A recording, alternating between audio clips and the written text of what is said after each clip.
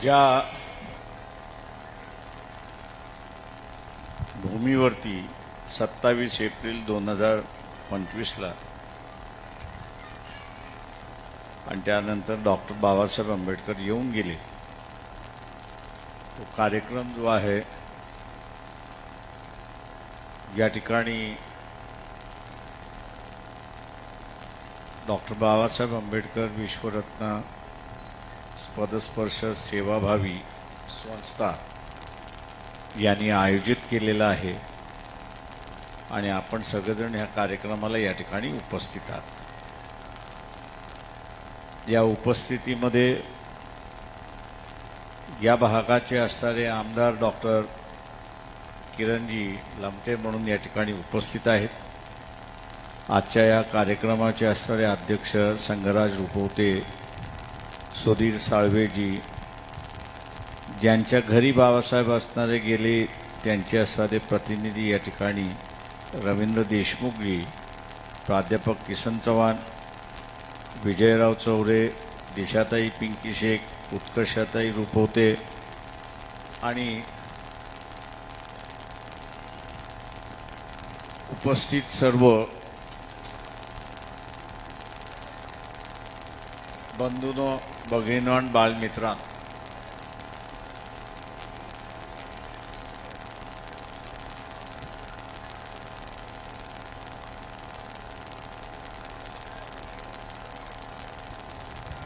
वाटप होऊ द्या मग बोलतो।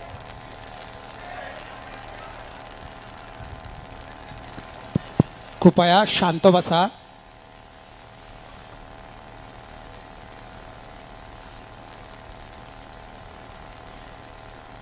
आजचा असणारा काळ जो आहे तो फार कठीण आहे।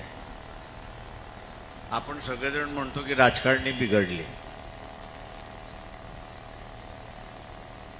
पण त्याच्याच बरोबर आपण कधी स्वतःला विचारत नाही की मी बिघडलो आहे की नाही।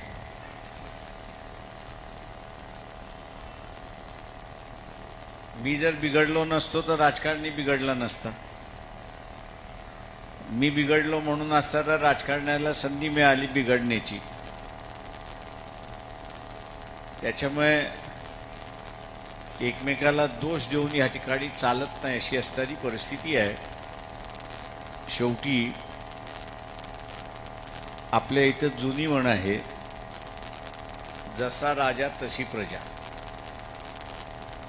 फक्त एवढंच आहे की राजाची जागा बदलली,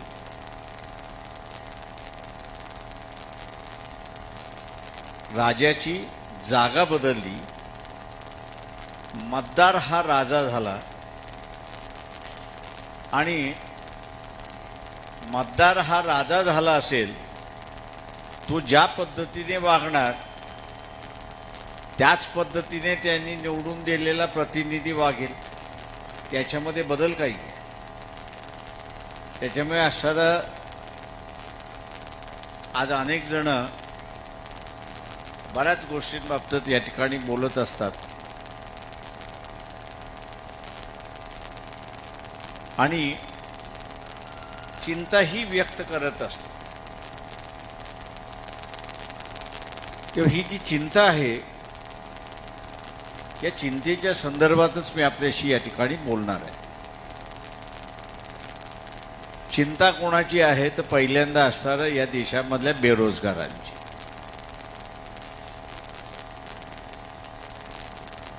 अजून 2055 पर्यंत जी तरुण पिढी आहे त्यांची संख्या वाढत राहणार आणि 2055 नंतर ती असणारी वाढणारी पिढी जी आहे ती हळूहळू कमी होईल, अशी असणारी परिस्थिती आहे। त्याच्यामुळे येणाऱ्या कालावधीमध्ये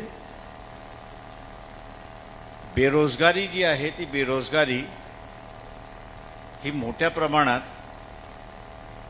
वाचून आपल्या समोर या ठिकाणी उभं राहणार आहे।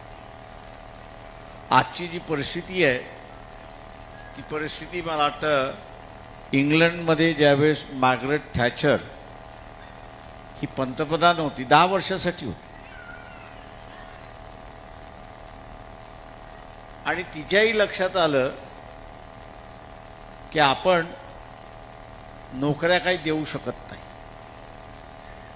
आणि आपण नोकऱ्या देऊ शकत नाही त्यावेळेस तिने काय केलं की अख्ख्या इंग्लंडमध्ये पब ओपन केले आणि दारू सगळी स्वस्त केली.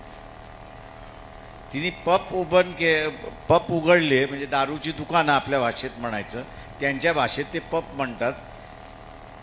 ती उघडली आणि दारू स्वस्त करून टाकली. म्हणजे एका अर्थाने नव्या पिढीला दारूच्या व्यसनाकडे वळवलं अशी असणारी परिस्थिती आहे. आणि ते तिला शक्य झालं याचं कारण ते सोशल सिक्युरिटी त्या ठिकाणी देत होते. म्हणजे त्यांना चोऱ्या माऱ्या कराव्या लागत नव्हतं दारू पिण्यासाठी किंवा इथं असताना जगण्यासाठी. सोशल सिक्युरिटी होती आणि म्हणून तिला कंट्रोल करता आलं. आज भारताची परिस्थिती सुद्धा तीच आहे. दारूच्या ऐवजी इथे आज 2 गोष्टी वाटल्या जातात की ज्या बाबासाहेबांनी सांगितल्या होत्या की इथे होता कामा नये, आपण त्याला हात घालता कामा नये. या देशातला ज्याला आपण हजारो वर्षाची गुलामी आपण म्हणतो, त्या गुलामीची कारणं बाबासाहेबांनी सांगितली की इथे असणारा जात आणि धर्म या 2 गोष्टीला आपण प्राधान्य दिलं. आणि जात आणि धर्म या 2 गोष्टीला प्राधान्य दिल्यामुळे आपण असणारा पारतंत्र्यात गेलो. मग ते मोगलांचं राज्य असेल, ख्रिश्चनांचं राज्य असेल, इतर कोणाचं असेल, मिळवलेलं स्वातंत्र्य हे जर टिकवायचं असेल तर धर्म आणि जात हा माणसाचा व्यक्तिगत भाग राहिला पाहिजे. तो चळवळीचा आणि देशाचा विषय होऊ नये अशी असणारी परिस्थिती आहे. आणि आज आपण बघतोय की नेमकं देशामध्ये जात आणि धर्म याला प्राधान्य आले अशी असणारी परिस्थिती आहे. आणि त्याच्यामध्ये तारुण्य जे आहे ते उद्ध्वस्त केला जाते अशी असणारी परिस्थिती आहे. म्हणून म्हटलं की मार्गरेट थॅचरने तिथल्या तारुण्य उद्ध्वस्त करण्यासाठी दारूची दुकानं उभी केली. आपल्या इथल्या सरकारने या नव्या पिढीचं तारुण्याचं असणारं आयुष्य उद्ध्वस्त करण्यासाठी धर्म आणि जात याचा असणारा वापर करून त्याचं आयुष्य उद्ध्वस्त केलं जाते अशी असणारी परिस्थिती आहे. मी आमदार बसलेले त्यांना विनंती करणार आहे, इतर काय होतंय ते सोडून द्या, पण तुमच्या मतदारसंघातल्या टीपीच्या बजेटचे मालक तुम्ही आहात. आणि एक नवीन व्यवसाय म्हणा किंवा अर्थव्यवस्था म्हणा ही तुमच्या मतदारसंघामध्ये तुम्ही असरच सुरुवात करू शकता. आणि देशाला एक नवं अर्थव्यवस्थेचं असणारं चित्रण तुम्ही करू शकता. कुठलं आहे की इथे भात होतो, जुन्या मोठमोठ्या राईस मिल्स आहेत, त्याची काय गरज आहे? आज त्याची काही गरज नाही. टेक्नॉलॉजी बदलली. टेक्नॉलॉजी बदलल्यानंतर दिवसाला 2 टन ग्राइंडिंग करणारी सुद्धा राईस मिल आली.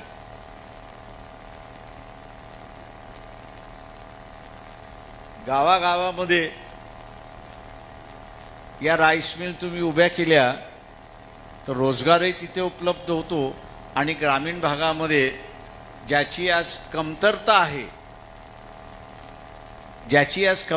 आहे, उद्योजकाची जी कमतरता आहे, तुम्ही त्या निमित्ताने ती असणारं कमतरता त्या ठिकाणी भरून काढू शकता.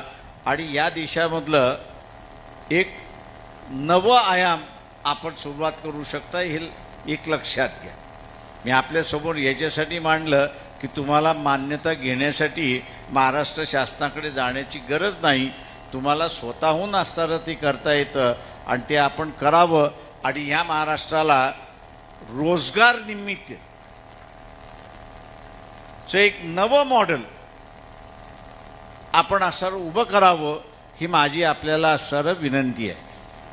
शेवटी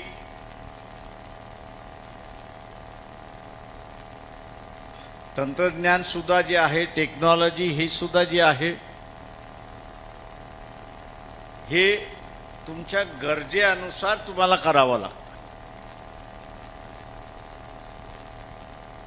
तुमच्या गरजेनुसार करावं लागतं.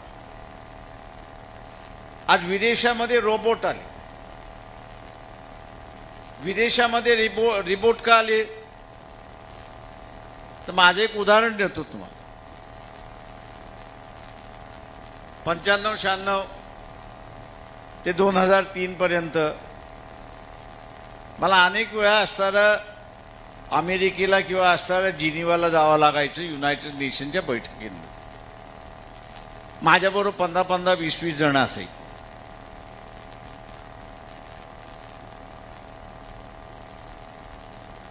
मला ताबडतोब बाहेर पडता येत होतं एअरपोर्टच्या. पण माझ्याबरोबर जे 15-20 जण जे होते त्यांना बाहेर पडायला कमीत कमी 3 तास लागायचे. तेव्हा मी एकदा त्या अधिकाऱ्याला विचारलं, अरे बा आता आमची असं 8वी फेरी आहे आणि 8वी फेरी झाल्यानंतर सुद्धा तुला ह्या लोकांवरती विश्वास नाही आहे? तो म्हटलं, साहेब आम्ही ह्या लोकांना त्रास देतो का? म्हटलं, तुम्ही त्रास देत नाही, त्यांना चहा पास्ता बिस्किट देता, खायला देता, जेवायला देता, सगळं काही करताय, पण म्हटलं 3 तास बसवताय का?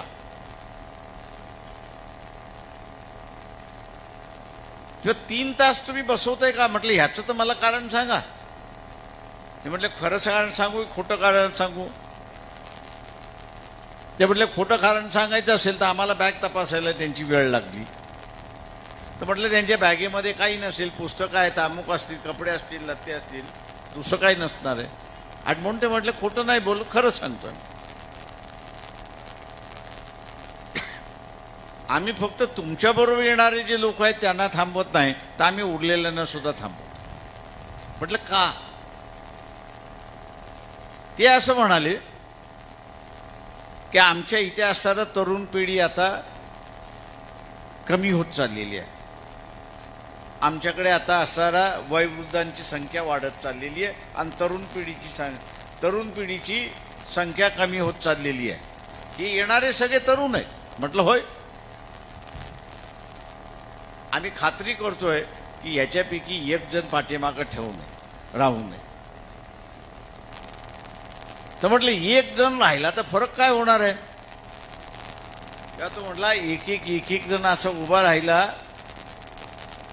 एक असं उभा पाठीमागं राहिला, काय होणार आहे? तो म्हटला होता, एक 15 वर्षानंतर तुम्ही विचार करा. 15 वर्षानंतरचा तुम्ही विचार करा. म्हटलं काय होणार आहे? तो म्हटला, आमची लोकसंख्या कमी होईल आणि हा बाहेरून येणारी म्हणजे मायग्रंट ज्याला म्हणतात, या मायग्रंटची असणारी लोकसंख्या तिथे वाढणार आहे.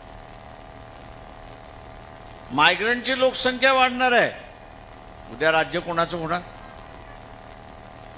आमचं राहणार की मायग्रंटचं राहणार? आम्ही आत्तापासूनच दक्षता घेतो आहोत. आम्ही आत्तापासूनच दक्षता त्या ठिकाणी घेतो आहोत की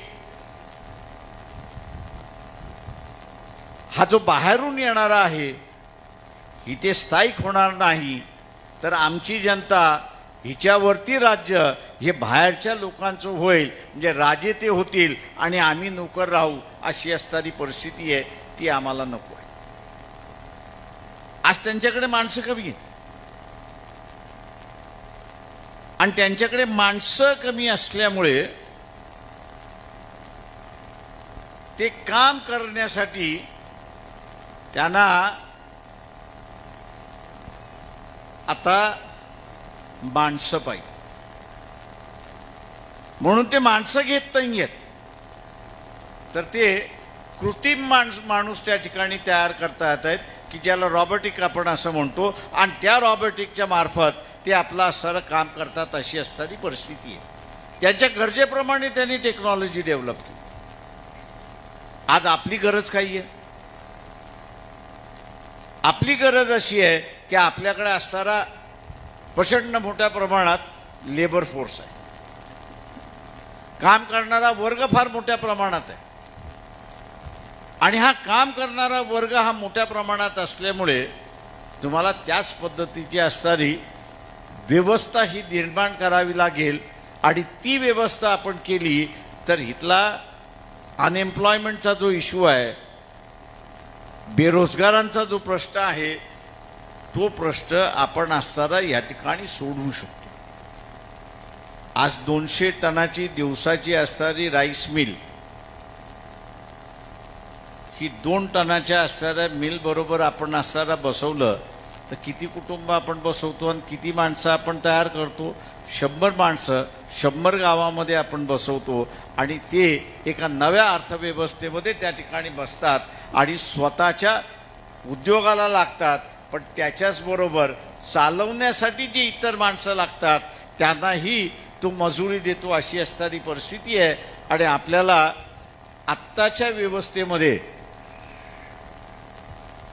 पूर्णपणे नव्यानं मांडणी करण्याची गरज आहे असं मी त्या ठिकाणी मानतो. लोकसंख्या लक्षात घेता आपल्याला असताना नव्यानं मांडणी करण्याची गरज आहे. आणि दुर्दैवाने अनेक सत्तेवरती आले आणि अनेक सत्तेवरती येऊन गेले, पण येरे माझ्या मागल्याप्रमाणे बदल कोणी घडत नाही. तर नुसत्या पाट्या टाकायचं असणारं कामकाज त्या ठिकाणी चाललेलं आहे. हे पाट्या टाकायचं कामकाज ज्या दिवशी आपण बदलू त्या दिवशी मी असं म्हणेन की स्वतःला सत्तेवरती बसवण्यासाठी जात आणि धर्म याचा उपयोग पडणार नाही. तर लोकांना त्याच्या हाताला काम आणि त्याच्या पोटाचा प्रश्न, त्याच्या घराच्या छपराचा प्रश्न हा ऐरणीवरती येतो, मेन प्रश्न येतो. आणि लोक त्याच्यावरती मतदान करायला सुरुवात झाली तर आज जी परिस्थिती आपली आहे ती परिस्थिती कदाचित झाली नसते. मला अनेक जण आता हे विचारतात, पुलवामा झाला काय होणार? म्हटलं येरे माझ्या मागल्याप्रमाणे होणार. मागच्या वेळेस काय झालं? आपण काही केलं नाही. मी म्हणतो आताही काही होणार नाही.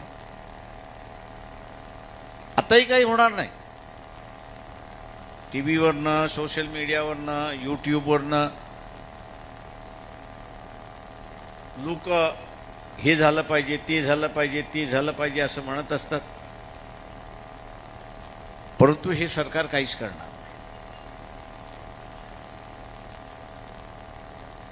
आणि करणार नाहीत याच्यासाठी की आपण एका चक्कीमध्ये पिसल्या जातो. उलट्या बाजूने चालवण्याची आपल्याला असणारा सवय आहे आणि उलट्या बाजूने चालवण्याची सवय नसल्यामुळे मी काय केलं पाहिजे याचंच त्या ठिकाणी अंदाज येत नाही आणि त्याच्या संदर्भातली भूमिका घेता येत नाही. एका ठिकाणी बाबासाहेबांनी बुद्धाचं असणारं अहिंसेचं जे आहे तत्व ते स्पष्ट करताना त्यांनी असं म्हटलं की बुद्धाने हिंसा ही पूर्णपणे नाकारली नाही.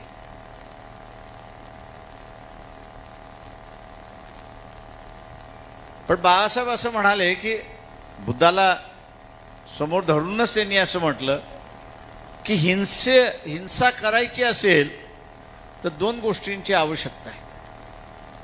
बुद्धाने असं म्हटलं की हिंसा करायची असेल तर 2 गोष्टींची आवश्यकता आहे. एक, हिंसेची गरज. हिंसा करण्याची गरज आणि दुसरं ती हिंसा करण्याची इच्छाशक्ती. म्हणजे तुमच्याकडे इच्छाशक्ती सुद्धा पाहिजे आणि तुमच्याकडे गरज असली पाहिजे. या दोन गोष्टी असतील तरच तुम्हाला तिसरा मार्ग त्याच्यातून काढता येतो, नाही तर तिसरा मार्ग त्या ठिकाणी काढता येत नाही. मित्रो, आजच्या घडीला आपण असणारं पाहिलं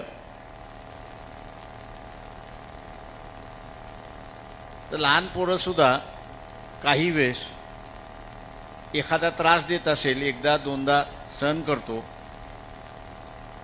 पण चौथ्यांदा आला तर त्याला मारूनच मोकळा होतो. आणि एवढा मारतो त्याला की त्या समोरच्याला आश्चर्य वाटतं, अरे 3 वेळा ह्यांनी मला काय केलं नाही, आता मारला.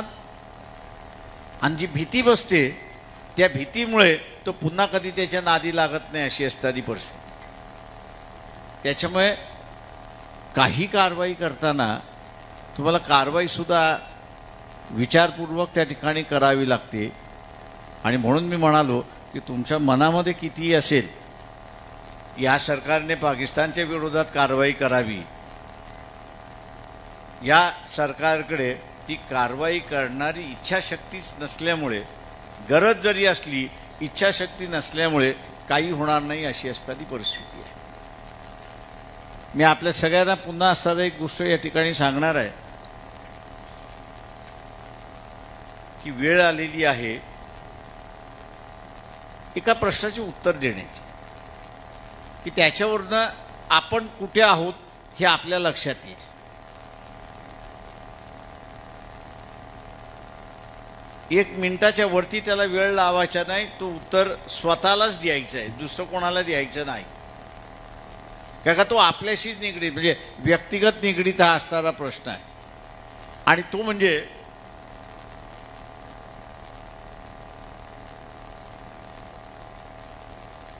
जे काही नेते आहेत राजकीय पक्षांचे,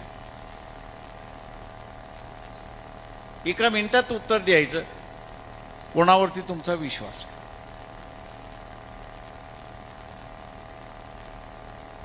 मी अनेक चेहरे बघतोय विचार करायला लागलेले आहेत. याचा अर्थ असा आहे की ज्या काही कोलांट्या उड्या मारलेल्या आहेत किंवा ज्या काही भूमिका घेण्यात आलेल्या आहेत, त्या भूमिकेमुळे याच्यावरती विश्वास ठेवू की त्याच्यावरती विश्वास ठेवू, हे माझ्याच मनामध्ये द्वंद्व चालले. हे माझ्या मनामध्येच द्वंद्व चाललेला आहे. याचा अर्थ मी असं काढतो की व्यवस्था जी आहे ही हळूहळू कोलमडायला लागली. हळूहळू ही व्यवस्था कोलमडायला लागलेली आहे.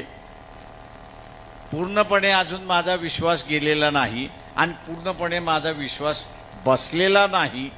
तो कधी आणि केव्हा उडेल हे सांगता येणार नाही. आणि ज्या दिवशी हा विश्वास उडाला त्या दिवशी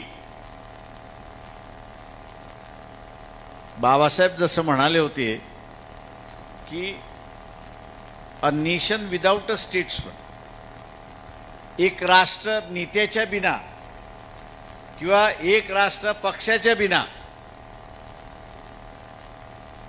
हे संघटित राहू शकत नाही, एकत्र राहू शकत नाही. आणि मिळवलेली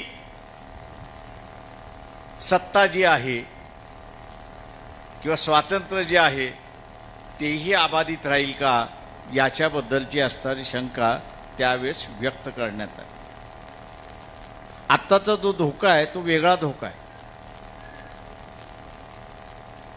उद्या येऊन चीन राज्य करेल, उद्या येऊन रशिया राज्य करेल, उद्या येऊन अमेरिका राज्य करेल किंवा पुन्हा इंग्लंड येऊन राज्य करेल, अजिबात नाही. आत्ताचं युद्ध फार वेगळं आहे. आपण फक्त बाबासाहेबांची वाक्य जी आहे ती वापरतो, पण त्याचा जो मतित अर्थ आहे त्या मतित अर्थाकडे आपण कधीच बघत नाही. बाबासाहेब काय म्हणाले होते की यापुढे pen will be mightier than sword, म्हणजे पेनाची ताकद ही तलवारीपेक्षा फार मोठी असते.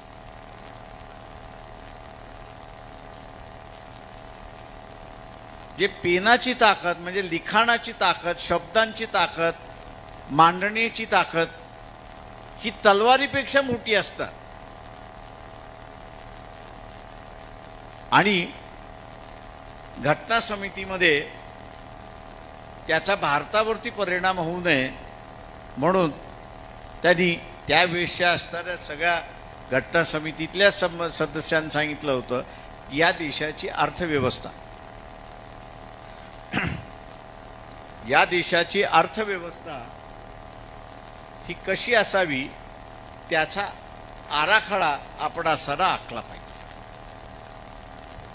आपण तो आराखडा तिथे असताना आखला पाहिजे आणि तो आराखडा आपण जर आखला तर लोकांच्या समोर तो आराखडा राहील आणि त्यांची विचारसरणी सुरुवात होईल अशी असणारी परिस्थिती आहे.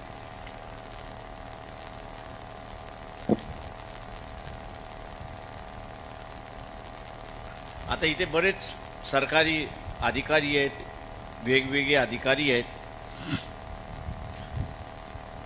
यांचं शिक्षण आपण असताना बघितलं तर पब्लिक स्कूलमधनं झालेलं आहे. त्यांचं शिक्षण पब्लिक स्कूलमधनं झालेलं आहे. मग काही ठिकाणी गव्हर्नमेंट एडेड असेल किंवा डायरेक्ट जिल्हा परिषद नगरपालिका या शाळेतून असेल. पण आज यांचीच विचारसरणी आपण असताना जर पाहिली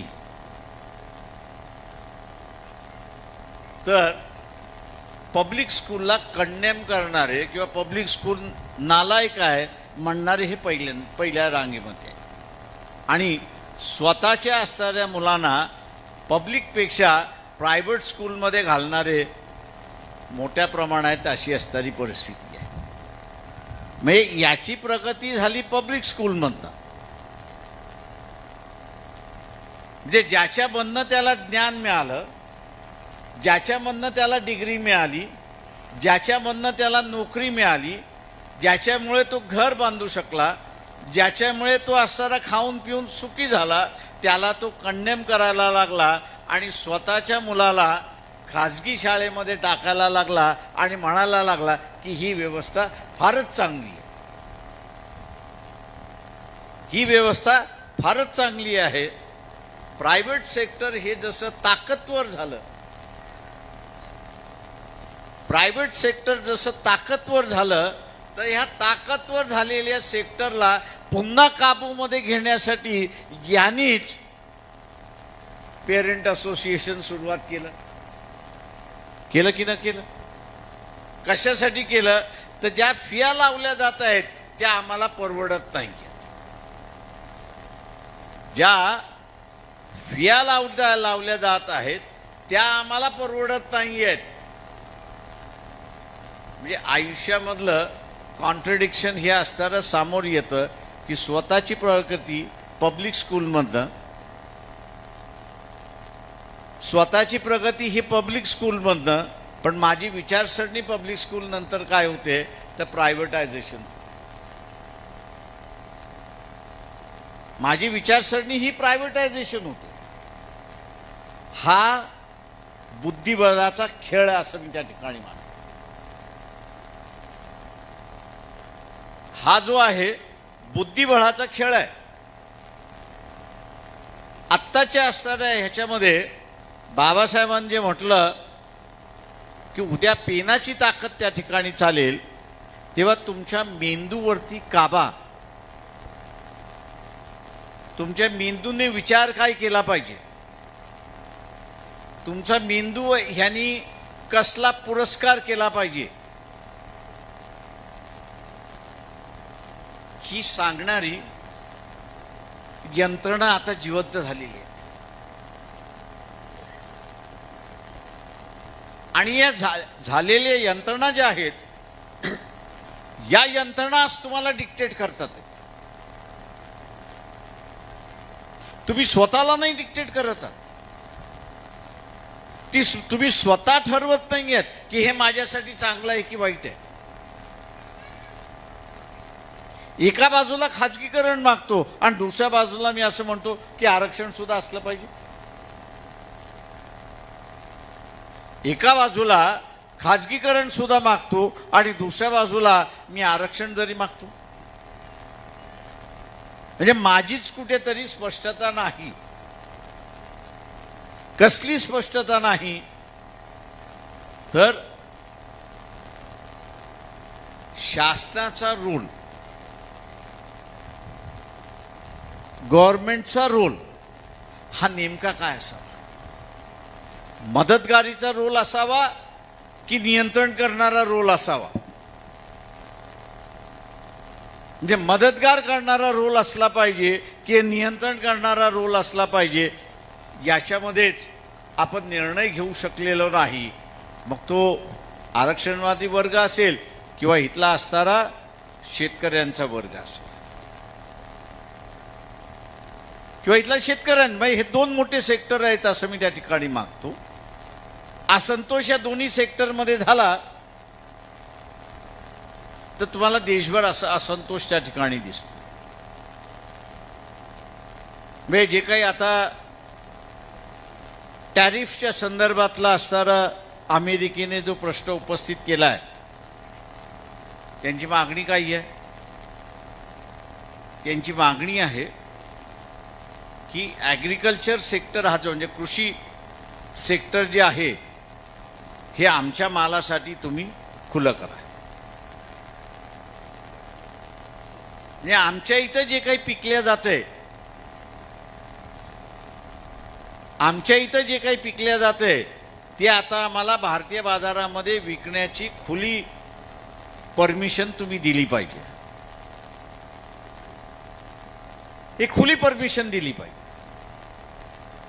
आणि तुम्ही देणार नसाल तर तुमच्याकडून आम्ही जे काही माल घेतोय त्याच्यावरती आम्ही असणारा 25% टॅक्स लावू. आपण सरळ म्हटलं पाहिजे, तुला 25 काय 50% लावायचं असेल लाव, पण ॲग्रिकल्चर सेक्टर आमचं आम्ही ओपन करत नाही. कृषी क्षेत्र हे आम्ही असणारा ओपन करत नाही. याचं कारण की कृषीवरती 50% जनता ही असणारा स्वतःचा अवलंबून आहे. आणि का आम्ही उघडं करत नाही तर आपल्याकडे लोकसंख्या मी जसं म्हटलंय 2055 पर्यंत वाढत जाणार. आज 140 कोटी आहे. 10 वर्षांनंतर ती असणार 150 कोटी होईल, ती 165 कोटीपर्यंत जाईल. आणि अमेरिकेची जनता आपण जर पाहिली की जी 22 कोटीवरची आहे, ती 22 कोटीवरची असणारी 18 कोटीवरती येणार आहे. म्हणजे अमेरिकेत काय होणार आहे, खाणारी तोंड कमी होणार आहेत आणि भारतामध्ये ते कमी होणार नाही. आता अमेरिकेमध्ये खाणारी तोंड कमी झाल्यामुळे माल शिल्लक राहणार आहे. हा जो माल शिल्लक राहणार आहे हा जर उरलेल्या देशामध्ये कुठे विकत गेला नाही तर तो फेकून द्यावा लागेल, त्याचा उपयोग नाही आहे. आता हा जो फेकून देणारा माल जो आहे, फेकून देणारा माल जो आहे त्याला विकायचा असेल तर अमेरिकेने आता वेगवेगळ्या डावपेच तिथे अवलंबलेले आहेत आणि भारताला सांगतात आहेत की तुमचं कृषी विभाग जे आहे, कृषी डिपार्टमेंट जे आहे, ॲग्रिकल्चर डिपार्टमेंट जे आहे ते तुम्ही खुलं करा आणि आमचा माल त्या ठिकाणी असताना येऊ द्या. म्हणजे जो माल विकल्या जाणार नाही अमेरिकेमध्ये तो माल भारतामध्ये येणार. आता तो ज्या मालाला शून्य किंमत आहे, अमेरिकेमध्ये ज्या मालाला शून्य किंमत आहे त्या मालाला मला 50% जरी मिळालं तरी मी आनंदित आहे. म्हणजे जिथं मला काहीच मिळणार नव्हतं तिथे मला 50% मिळाले तरी मी आनंदित आहे. आणि भारतातल्या शेतकऱ्याला, आपल्या इथल्या शेतकऱ्याला त्या 50% बरोबर कॉम्पिटिशन करावं लागेल हे आपण लक्षात घ्या. 50% बरोबर त्याला कॉम्पिटिशन करावं लागेल. निर्णय हा तुम्हाला घेणं भाग आहे की हे कॉम्पिटिशन शेतकरी घेऊ शकतो का. हे कॉम्पिटिशन इथलं शेतकरी घेऊ शकतो का. माझं सरळ उत्तर आहे की नाही. का त्याचं प्रोडक्शन कॉस्ट त्याच्या तिथनं विकून निघालेला आहे. शिल्लक राहिलेला माल जो आहे तो शिल्लक राहिलेला माल तून त्याला पैसे कमवायचे आहेत. त्याच्यामुळे 50% मिळाले तरी तो आनंदित आहे आणि इथला भाव गडगडल्याशिवाय राहणार नाही अशी परिस्थिती आहे. आत्ताचं जे व्यवस्था आहे चळवळ ही भावनिक असली पाहिजे का निश्चित असली पाहिजे त्याच्याबद्दल दुमत नाही. पण आत्ताचा जो कालखंड आहे त्या कालखंडामध्ये आम्ही परिस्थिती अनुसार वागणार की नाही हा महत्वाचा भाग आहे. परिस्थिती अनुसार आम्ही वागणार की नाही हा त्याच्यातला महत्वाचा भाग आहे. दुर्दैवाने मी असं म्हणेन की भारतातले राजकारणी 95 साली सुद्धा फसले आणि आता सुद्धा फसणार अशी असणारी परिस्थिती. 95 साली गॅट आलं तेव्हा बाजारपेठ खुली झाली. कसं बसं करून तिथे असणारा 5 वर्षानंतर काही जगातल्या इतर देशांना असणारा फटका बसला आणि म्हणून त्याच्यामधनं इंडिजिनियस प्रोडक्ट अशी एक संकल्पना निघाली. आणि तुम्ही जर तुमचं इंडिजिनियस प्रोडक्ट असेल तर त्या प्रोडक्टच्या इक्वलंट तुम्ही इथे आणू शकत नाही असा एक करारनामा नवा झाला आणि म्हणून आपण त्या ठिकाणी वाचलो अशी असणारी परिस्थिती आहे. नाही तर कापूस, सोयाबीन, ऊस ही तिन्ही पिकं जी आहेत ही आपल्याकडून गायब झाली असती. कारण का आपण साखरेला महत्त्व देतो, बाहेर साखरेला महत्त्व नाही तर त्यांचा इथेनॉलला महत्त्व आहे आणि ते ऊस इथेनॉलसाठी घेतात. साखर ही त्यांच्यासाठी बाय प्रॉडक्ट आहे अशी असणारी परिस्थिती आहे. आणि म्हणून हा जो बदलता कॅनव्हास जो आहे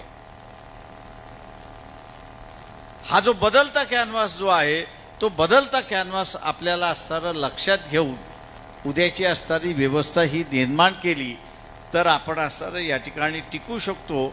नाही तर मी जसं म्हणालो की आपला मेंदू कॅप्चर करण्याची व्यवस्था निर्माण झालेली आहे आणि ही निर्माण झालेली व्यवस्था काय करणार आहेत तर डमीज उभे करतील. त्या डमी मार्फत असणारं राज्य चालेल. पण ह्या डमीने काय करावं, या डमीने काय करावं त्याचा भेजा हे कॉर्पोरेट जग असेल हे लक्षात घ्या. आत्ताचं जे काही धोका आहे सगळा तो धोका इथला असणारा भारतावरती कॉर्पोरेट जगाचा धोका आहे. का त्यांना मार्केट पाहिजे, त्यांना त्यांच्या वस्तू विकायच्या आहेत. जगामध्ये अख्खं युरोप आणि अमेरिका एकत्र घेतलं तर त्याचं अख्खं मार्केट भारतामध्ये आहे. आता एवढं सगळं मार्केट जर उपलब्ध असेल, एवढा सगळा गिराईक उपलब्ध असेल, खरेदीदार जर उपलब्ध असेल तर तुम्ही एक पोहण्याचं तळं उभं केलं. आता पोहण्याचं तळं उभं केल्यानंतर पोहायला कोण नाही कोणतरी येणारच. त्याला तुम्हाला बंदी घालता येणार नाही. तो पोहायला आला की तो नुसतं शिकणार नाही तर ते तळच ताब्यामध्ये घेण्याचा प्रयत्न करणार आहे. आणि तो जसं ईस्ट इंडिया कंपनीचा असणारा आपण उदाहरण देत असतो त्याच पद्धतीने असणारं इथली व्यवस्था नव्यानं सुरुवात होते असं मला एकंदरीत त्या ठिकाणी दिसतंय. दुर्दैवाने जे आहे त्याला जे तोंड द्यायला पाहिजे होतं त्या तोंड देण्याची व्यवस्था आपण अजून काही निर्माण करत नाही. जे प्लॅनर म्हणजे राजकारणामधले असणारे जे प्लॅनर आहे त्यांना मी असं म्हणतोय की आज सगळी माहिती ही इंटरनेटवरती आहे. आज सगळी माहिती ही इंटरनेटवरती आहे.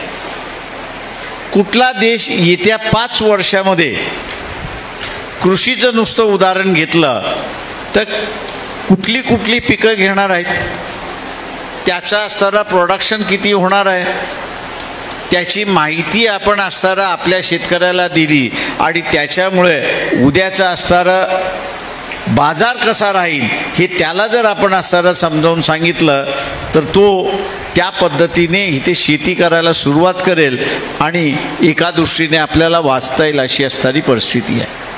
पण दुर्दैवाने मी असं म्हणेन की सत्तेमध्ये येणारा मार्ग जातीमध्ये भांडणं लावा, धर्माचा असणारा ओझं उतरवा की लोक भावुक होत जातात अशी असणारी परिस्थिती आहे. भावनेवरती आपण आरूढ होतो आणि भावनेवरती आरूढ होऊन आपण त्याची मतं आपल्याकडे घेतो. हाच प्रयोग मोठ्या प्रमाणात कॉर्पोरेट करतंय आणि कॉर्पोरेट त्याला जसं तुम्ही विचार केला पाहिजे त्या पद्धतीने तो असताना त्याची बांधणी करतोय अशी असणारी परिस्थिती आहे. मी असं म्हणेन की विवेक हे आता समूहाने स्वतःच्या अंगी बाळगायला सुरुवात केली. जो उमेदवार पैसे घेऊन येईल त्याची घ्यायची, पण विवेक हे सांगतो याला मतदान देऊन. जो आपल्याला वाटायलाच येत नाही, जो वाटायलाच येत नाही, एकदा त्याला मतदान देऊन मोकळवा. एकदा त्याला मतदान देऊन मोकळवा आणि मग थैठाट कसा होतो ते बघा. काही गोष्टी बदलायच्या असेल तर आपल्यापासून बदलल्या पाहिजेत हे लक्षात घ्या. वरतून बदलणार नाही. क्रिएटर ज्याला आपण म्हणतो म्हणजे निर्माण करता, हे निर्माण करता आपण आहोत. आपण ज्याला निर्माण करू तोच इथे पुढे चालेल. तुम्ही राक्षसाला निर्माण केलं तर राक्षस जे करायचं तो करेल. तुम्ही एका चांगल्या माणसाला उभं केलं तो चांगला माणूस जे करायचं तो ते करेल. ही करण्याची क्रिया ही आपल्या हातात आहे हे लक्षात घ्या. मी जसं म्हणालो या ठिकाणी की माझे जगण्याचे फंडा म्हणजे जगण्याचे प्रिन्सिपल्स हे मलाच माहिती नसतील तर काय चूक आणि काय बरोबर हे मला काय कळणार आहे.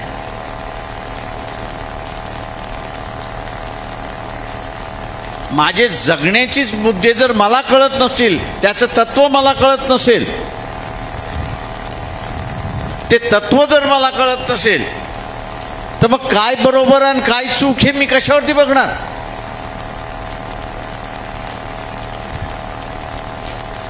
आणि म्हणून सरकारची मदत पाहिजे तर मग आपली विचारसरणी त्या पद्धतीने. सरकारची मदत आपल्याला नको असेल तर मग आपण असणारं त्या पद्धतीने विचार करणं गरजेचं. नाही तर मग दुष्काळ झाला, कुठेतरी भूकंप आला, कुठेतरी नैसर्गिक आपत्ती आली, सरकारने आम्हाला काही केलं नाही, सरकारने आम्हाला काही केलं नाही. अरे तुमची विचारसरणीच अशी होती की असणारं सरकारने काही करू नये अशीच माणसं तुम्ही असं निवडून दिली, ती वागली, त्याच्यामध्ये चूक आहे. दोष त्यांचा नाहीये, दोष हा आमचा आहे. वागणाऱ्यांचा जोश नाही, कारण का तुम्ही अपेक्षा बाळगली की त्याचा असणारं नियंत्रण असता कामा नये. त्याने नियंत्रण केलं नाही, त्याने असणारं मदत केली नाही, त्याच्यामध्ये त्याचा दोष नाही. तर ज्या विचारसरणीला मी पुढाकार दिला पाहिजे होता, पुढे केलं पाहिजे होतं, ती विचारसरणी मी पुढेच केली नाही. आणि म्हणून इथे अनेक प्रश्न लोंबकळत राहिलेले आहेत आणि अनेक प्रश्नांपासून आपण वंचित राहिलो अशी असणारी परिस्थिती आहे. मी या भेटीच्या कार्यक्रमानंतर या ठिकाणी त्या काळी जे धाडस दाखवण्यात आलं होतं, सोशल टाबू त्याही वेळेस होता, नाही असं नाही, कमी कमी कमी होत गेला होता. पण मला माहिती आहे की एक शेगावमधला असणारा प्रकाश पाटील म्हणून आहेत, त्यांचे वडील आहेत, ते वडिलांनाही मी ओळखत होतो. त्यांची केस बाबासाहेबांनी लढली सुप्रीम कोर्टामध्ये, जिंकल्यानंतर त्याला बोलवलं आणि त्याला 500 रुपये दिले. म्हटलं बाबासाहेब तुम्ही माझ्याकडून फीजही घेतली नाही आणि वरती मला 500 रुपये दिले. ते म्हटलं मला माहिती आहे तुझी आर्थिक परिस्थिती काही आहे, हे पाटील हे पहिल्यांदा 500 रुपये घे, गाव जाऊन जेवण घाल पहिल्यांदा.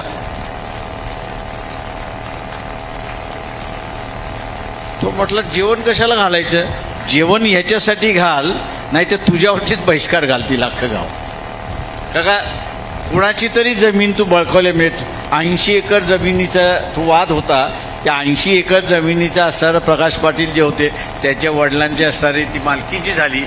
आणि हाच मुद्दा पुढं करत की यांनी आपला 80 एकर घेतलेला आहे, तेव्हा याला वालीत टाका, गावाला घेऊन वालीत टाकतील. त्यांनी सुरुवात करण्याच्या ऐवजी तू गाव जेवण घाल आणि मोकळा होऊन जा, म्हणजे हा विश्वास त्या ठिकाणी संपतो अशी असणारी परिस्थिती आहे. मित्रो, काही गोष्टींचा असणारा अंदाज हा आपल्याला घेता आला पाहिजे. काही गोष्टींचा अंदाज जो आहे तो आपल्याला असणारा घेता आला पाहिजे. आत्ताच्या असणाऱ्या कालावधीमध्ये मी जसं आपल्याला म्हणालो, वाटप करणारे येतील ना, या त्यांना म्हणा 2000च्या ऐवजी 10,000 दे, घ्यायचे गपचूप बसायचं. ज्यांनी वाटलं नाही त्याला माझं मत, म्हणजे तो खरा प्रतिनिधी, लोकशाहीचा खरा प्रतिनिधी. वाटणारा हा आपला प्रतिनिधी नाही, वाटणारा हा पैशाचा प्रतिनिधी आहे. त्याच्यामुळे त्याचं पूर्ण उद्देश गेलेले पैसे काढणं हा त्याचा उद्देश राहतो, आपला विकास त्याचा उद्देश राहतच नाही. आणि म्हणून बदल हा जो आहे हा आपल्यामधला आपण सर सुरुवात केला पाहिजे आणि तो आपण करायला सुरुवात कराल ही अपेक्षा मी या ठिकाणी बाळगतो आणि आपली सगळ्यांची रजा घेतो. आपण सगळ्यांनी शांततेने ऐकलं त्याबद्दल मी आपल्या सगळ्यांचा असणारा आभारी. जय हिंद, जय भारत. खूप खूप आभारी आहोत. संविधानाच्या